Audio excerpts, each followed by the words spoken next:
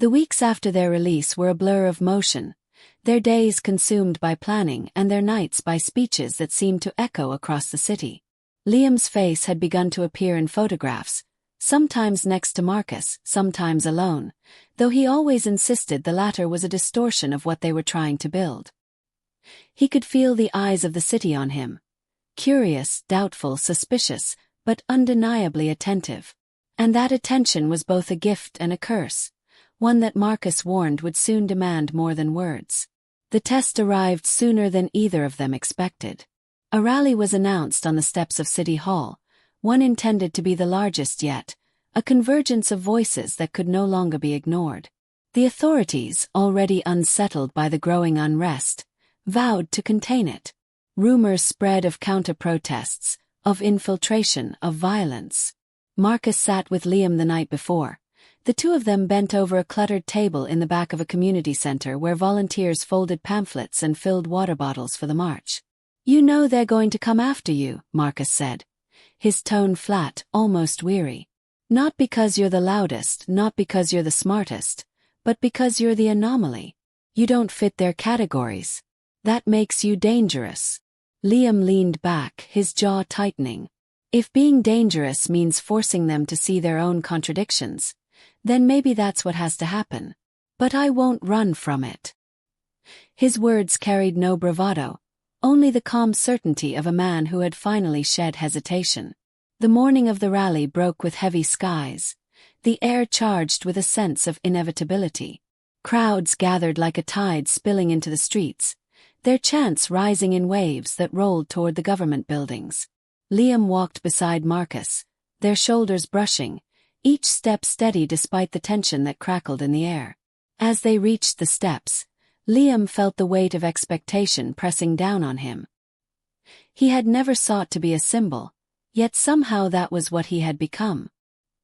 He began to speak, his voice amplified not by microphones but by the hush that fell as he raised his hand. "I stand here not as a savior," he said, his accent lilting through the charged air, "but as a contradiction. To some, I am proof that skin dictates belonging. To others, I am an ally who does not fully understand. But I tell you this, racism feeds on division, and I am living proof that division is a lie. I am white and Jamaican. I am both and neither. And I am here to say that your voices, our voices together, are stronger than the walls they build to divide us." The crowd roared, but before the sound could settle, chaos erupted.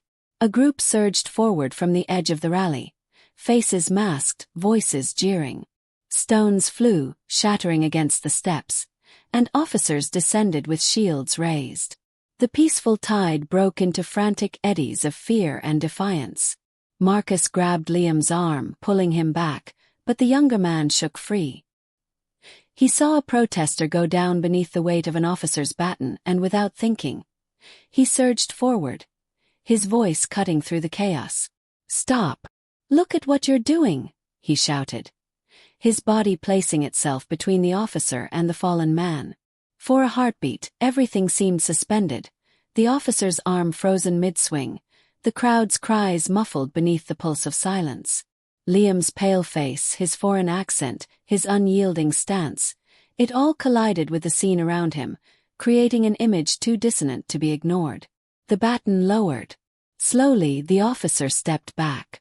Others followed his hesitation, the line of shields faltering. The crowd, sensing the shift, pressed forward not with violence but with chants that rolled like thunder. Marcus was at Liam's side in an instant, his eyes blazing with both pride and fear. "You don't even realize what you've done," he said, his voice nearly drowned by the swelling chorus. But Liam did realize. He felt it in his chest, a sharp clarity that told him this was no accident. His life, his identity, everything that had made him a question mark in the eyes of others had become a weapon against the lie of racism itself. He had stood in the gap, not as a shield but as proof that the categories dividing them could not hold. The rally ended not in bloodshed but in something far rarer, a moment of uneasy peace. The authorities pulled back, the masked agitators melted away, and the crowd filled the steps of City Hall with voices that refused to be silenced. When Liam finally spoke again, his words were not shouted but carried in the quiet power of conviction. "They wanted us to believe that change is impossible," he said. "But look around you. Every step we take together makes their lie weaker. Every voice raised makes the silence harder to keep. We are not done, but we are stronger than they want us to know." That night, as the city hummed with the echoes of the day, Liam and Marcus sat together on the roof of a low building overlooking the streets. Neither spoke for a long while, the silence between them heavy but not uncomfortable. Finally, Marcus turned to him, his expression softened by the faint glow of streetlights. "You've changed something, Liam. Maybe not everything, maybe not enough. But you've cracked the story wide open. And once it's open, it can't be closed again." Liam nodded, his gaze fixed on the horizon where the city lights bled into the night. He knew the fight was far from over, that racism could not be solved in a single moment or by a single man. But he also knew that what they had done mattered, that the image of a white Jamaican standing unflinching beside his black brother would linger in the minds of those who had seen it. And in that lingering, in that disruption of certainty, lay the seed of transformation. The conflict had not vanished. It had only evolved. But Liam no longer feared it. He had stepped fully into his role, not as a hero, not as a symbol, but as a man who chose to live the truth of his contradiction, and in doing so, revealed the hollowness of the divisions built to keep them apart. The story was no longer just his nor Marcus's, but everyone's. And as the night stretched on, heavy with promise, Liam understood that the climax of their struggle was not an ending at all, but the beginning of a fight that would outlive them both. The morning after the protest, Liam woke to the dull ache of exhaustion, his throat raw from gas and shouting. The motel room was heavy with silence, broken only by the faint hum of traffic outside. Marcus sat by the window, staring out at the strip of sun rising between the buildings. His posture was rigid, his eyes carrying the same fire Liam had seen in the streets the night before. It wasn't just exhaustion that weighed on him. It was something deeper, something that refused to settle. Liam sat up slowly, unsure of how to bridge the space between them. Marcus finally turned, his voice low but edged with steel. "Do you understand what last night showed us? They hesitated because of you, not because we were peaceful. You're the exception that proves their rule. To them, you're a voice worth hearing because of how you look, not because of what you're saying." His words struck hard, but Liam did not flinch. He knew Marcus was not attacking him. He was naming the wound they both had seen opened before their eyes. "I know," Liam said quietly. "And that's why I can't keep quiet anymore. If my voice gets through when yours is ignored, then I have to use it. But I won't do it without you. This isn't about me. It's about both of us." Marcus studied him, his gaze searching for cracks, for hesitation that might betray Liam's resolve. Finding none, he gave a short nod. "Then you need to be ready for what comes next. Once you step into this fight, there's no halfway. You'll be tested, and not just by them, by us too. People will wonder if you're here to help or to take over. They'll doubt you." Liam understood. The realization that his path forward would demand not only courage but humility settled heavily on his shoulders. He would have to learn to speak without drowning out the voices he wanted to amplify, to use his strange position as a bridge rather than a shield. The task seemed enormous, yet he felt something new stirring in him, a sense of purpose sharper than anything he had known.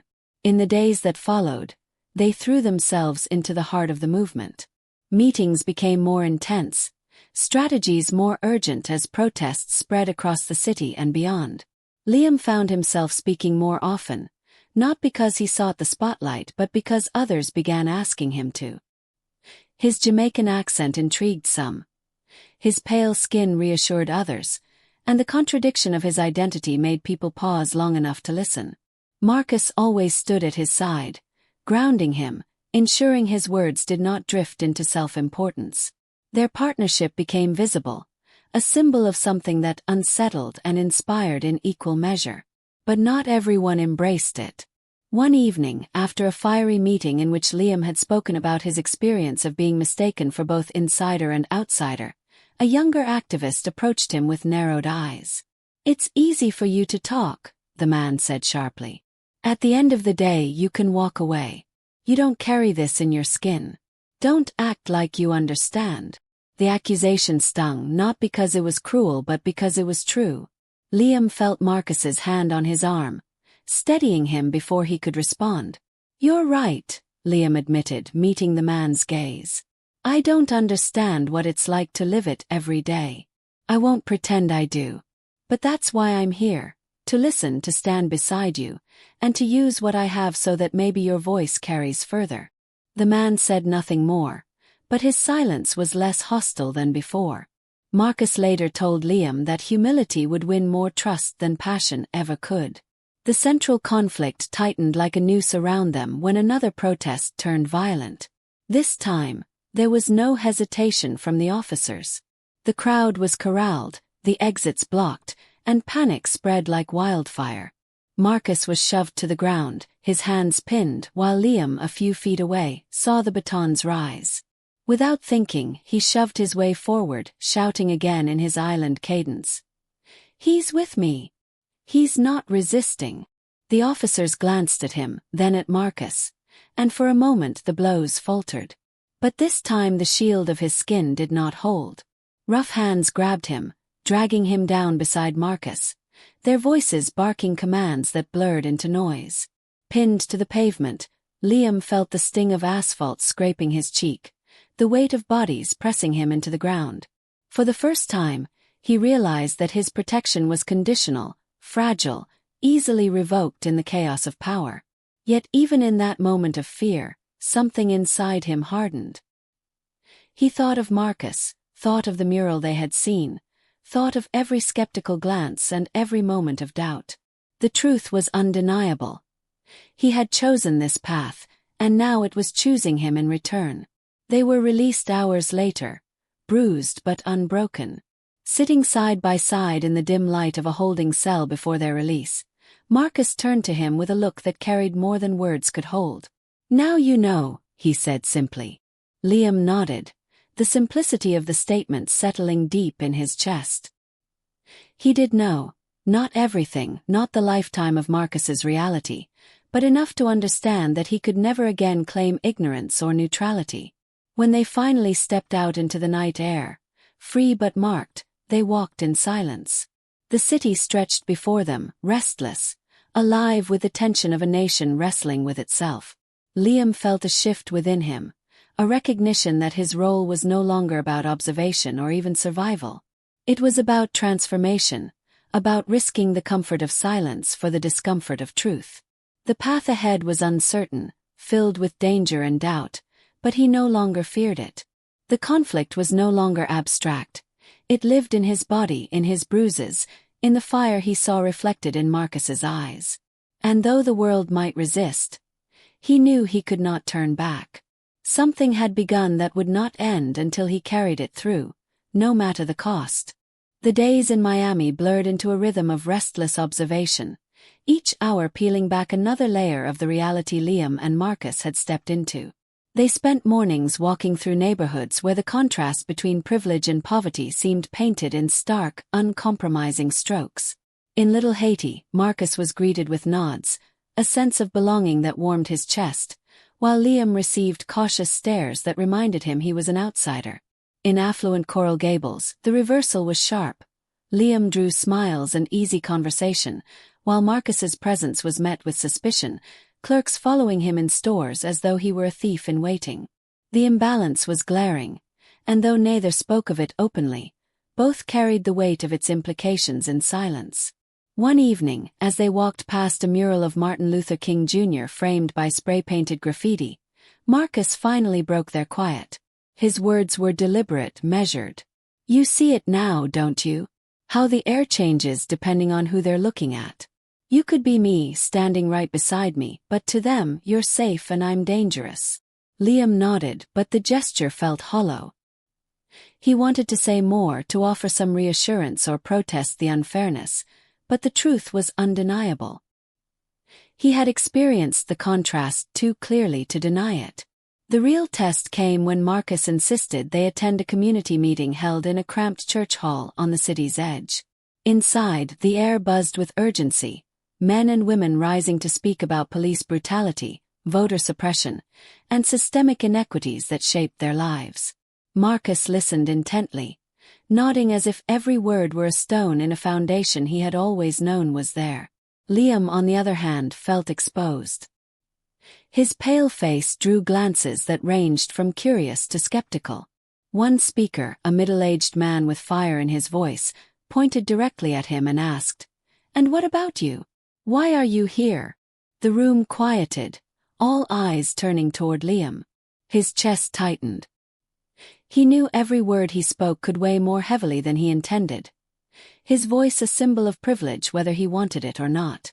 "I'm here because my friend is here," Liam said, his accent marking him as distinctly Caribbean. "And because I want to understand. I grew up in Jamaica. People look at me and assume they know my story, but I've spent my life being both part of and apart from the place I call home. I can't claim your struggle, but I want to learn, and if there's a way I can stand beside it, I will." His words did not silence the suspicion, but they shifted the air. A few nods followed, and Marcus placed a hand briefly on his shoulder, a quiet affirmation that his honesty mattered more than perfection. After the meeting, as they lingered outside under flickering streetlights, Marcus said, "That's the first time I've heard you put it plain. You've been wrestling with this longer than you admit." Liam exhaled, realizing the truth in those words. His entire life had been a negotiation of identity, but he had never been forced to define it with such clarity until now. The confrontation had left him shaken, yet it had also planted a seed of resolve. He could no longer walk through this journey as a silent observer. To remain passive would be to betray not only Marcus but also himself. Days later, tension in the city rose. A police shooting in a nearby district sparked protests that grew by the hour. The streets filled with voices chanting for justice, signs raised high, and drums echoing a rhythm of defiance. Marcus felt the pull immediately, his entire being alive with purpose. "We need to go," he said, determination etched into his features. Liam hesitated. The thought of stepping into a crowd bristling with anger and watched by lines of armored officers filled him with dread. Yet he knew he could not refuse. To stay behind would be to abandon Marcus at the moment he needed him most. The protest was a storm of sound and motion. Banners rippled in the air, chants rolled like thunder, and the sheer energy of the crowd pressed against Liam's senses. For the first time he felt what Marcus had described, the weight of being seen as part of a threat, even if he did not intend harm. Yet, he also noticed how police eyes flickered toward him differently, suspicion tempered by his whiteness. It was a strange dissonance. He was both inside and outside the struggle, both shield and target depending on the angle of perception. As the march reached a government building, tensions snapped. Officers advanced, shields raised, batons in hand.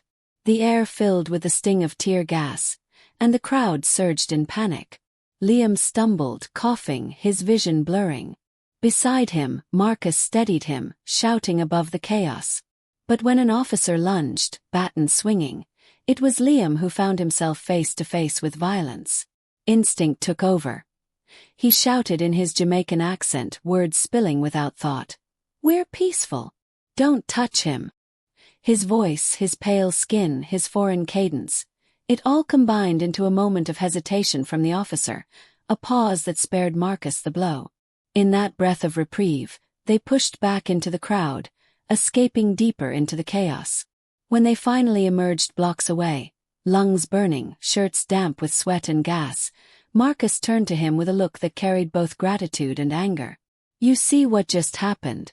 They heard you. They stopped because of you. If I had said the same thing, I'd be on the ground right now." Liam wanted to deny it, to argue that his shout had been nothing more than luck, but he could not. The truth was too raw. His voice, his skin, his very presence had altered the course of that moment in ways Marcus never could have. It was an advantage he had never asked for, but one he could not ignore any longer. That night, lying awake in the motel room, Liam replayed the scene again and again. The baton raised, the officer's hesitation, Marcus's words afterward. He realized with a clarity that unsettled him. His identity was not just a burden or a misunderstanding. It was a tool, one that could be wielded to shield others if he had the courage to use it. But that realization also carried a dangerous edge. To step forward meant painting a target on himself, and there was no guarantee the shield of whiteness would protect him forever. As sleep finally overtook him, he sensed that the days ahead would demand not just understanding but action. And once he chose to act, there would be no turning back. Liam O'Connor had always been a man who walked between worlds. His hair was a sun-bleached blonde, his skin pale enough to burn if he stayed too long under the Kingston sun, yet his voice carried the rhythm of the island, his patois flowing as naturally as the Caribbean breeze. To outsiders, he was a contradiction, a figure who defied expectations at first sight. Tourists whispered when they saw him haggling at Coronation Market or laughing with friends at a roadside jerk stand. Some shook their heads, convinced he must be an expatriate pretending. But those who knew him understood he was as Jamaican as ackee and saltfish, born on the island, raised on reggae and rum, tied to the soil in ways no passport could measure. Still, no matter how firmly his roots dug into the island, suspicion clung to him like a shadow. From his earliest days, Liam had known the sting of being doubted. Classmates had taunted him, calling him foreign or pretend, and though Marcus Johnson, his closest friend, had always stood at his side, the unease lingered. Marcus, darker-skinned and broad-shouldered, carried the confidence of a man who never had to prove where he belonged. Their friendship was forged in cricket games and long nights talking about music, dreams and politics, but beneath it all, Liam carried an unspoken longing, to be seen fully and without question as who he was. That desire, though, was complicated, for Liam also knew he held a privilege Marcus did not. Teachers treated him more gently, police looked at him with less suspicion, and even shopkeepers seemed to hesitate before demanding proof of honesty. Liam's whiteness granted him freedoms, yet those same freedoms chained him with guilt. On an evening heavy with humidity, Marcus brought news that shifted the course of their lives. They sat on the crumbling steps of Liam's grandmother's house, the sound of cicadas thrumming in the background. Marcus's voice carried a weight it rarely held when he spoke of the future. He told Liam about his cousin in the United States, a boy barely 19, arrested after being mistaken for someone else during a protest. The charges were false, yet the system, Marcus explained, would not care. His words held a sharp edge, a frustration that simmered deeper than the surface. "They look at me and see trouble," Marcus said, his eyes narrowing against the dusk. "They look at you and see safety. Same man, different skin. That's the world." Liam wanted to argue, to claim that he, too, had known rejection, that his entire life had been a battle to prove authenticity. But the truth lodged in his throat. He knew Marcus was right. The scars they bore were different, even if both were carved by the same cruel hand of prejudice. So when Marcus leaned closer and suggested they travel to America together, to see the place where race itself seemed to tear communities apart, Liam felt both dread and intrigue. It wasn't just a trip, it was a journey into the very heart of a conflict he had spent his life skirting around. He agreed, though not fully certain why, whether it was loyalty to Marcus, curiosity about the struggle, or a desire to prove something to himself. The weeks leading up to their departure passed in a blur. Friends questioned their decision, warning that the United States was no place for Jamaicans to find peace, let alone answers. Liam's father offered only a cryptic blessing, telling him that sometimes a man had to step outside his own yard to see the shape of the fence that trapped him. On the morning of their flight, Liam felt a heaviness in his chest, as though the island itself clung to him, unwilling to let him leave. Marcus, in contrast, seemed determined, his jaw set, his eyes sharp with purpose. At the airport in Miami, the divide revealed itself instantly. Customs officers waved Liam through with polite smiles, asking about his stay, while Marcus endured endless questions. his bags searched with unnecessary care. Liam waited just beyond the glass, helpless as his friend stood under the harsh fluorescent light, subjected to suspicion he had not earned. When Marcus finally emerged, his shoulders stiff with anger, Liam said nothing. What could he say? He had walked through a door Marcus had been forced to crawl under. The city itself offered no reprieve. Their first evening, they wandered streets where neighborhoods shifted block by block. In one, affluence gleamed from polished cars and pristine lawns. In another, bars of rusted iron framed windows and children played on cracked sidewalks. Marcus's gaze lingered on the police cars that crept through the latter, slow and watchful, while Liam's attention caught on the stares they received as a pair, one black, one white, walking side by side. It was as though their friendship was an act of defiance, an affront to the unspoken lines the city had drawn. Over dinner at a crowded diner, a television above the counter showed footage of protests in another state. Police in riot gear clashed with demonstrators, smoke and shouting filling the screen. Liam saw Marcus's fists tighten, his knuckles white. He could feel the tension between them, an unspoken question that neither dared to voice aloud. What role would Liam play in this place where skin dictated destiny? For Marcus, the fight was personal, visceral. For Liam, it was layered with contradictions. His whiteness both a shield and a target depending on who looked at him. That night in the cheap motel room they shared, Marcus finally broke the silence. "You'll never know what it's like," he said, his voice low, the words carrying the weight of years. "But maybe they need to see you. Maybe you can show them something I can't." Liam stared at the ceiling, the hum of the air conditioner filling the space between them. He felt the burden settling on his shoulders, a role he had never asked for but perhaps could not avoid. He didn't know if he was strong enough, if he even had the right to stand in the fight. Yet he also knew this was no longer just Marcus's battle. Their friendship bound them together, and the world they were stepping into would not let either walk away unchanged. As dawn broke and light filtered through thin curtains, Liam realized the path ahead would test more than his identity. It would demand that he decide what he was willing to risk, for himself, for Marcus, and for the truth neither of them could ignore any longer. And though he could not yet see how the days ahead would unravel, he felt the first pull of a storm that promised to shatter the illusions he had carried his entire life.